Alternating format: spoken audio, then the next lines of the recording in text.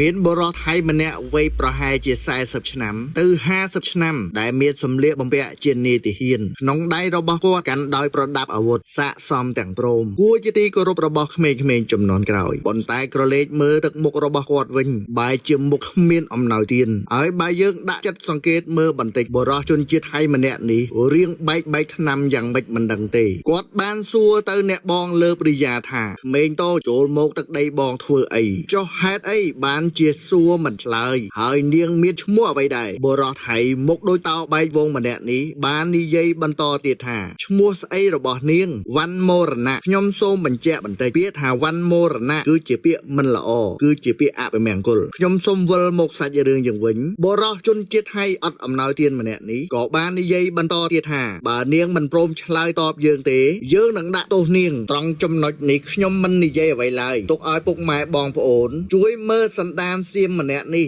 តាមរយៈវីដេអូនេះចោះសូមពុកម៉ែបងប្អូនផ្ដល់មតិយោបល់មួយម៉ាត់មកកមួយដៃមួយជើងនៅខាងក្រោម comment ឲ្យ admin ដឹងផង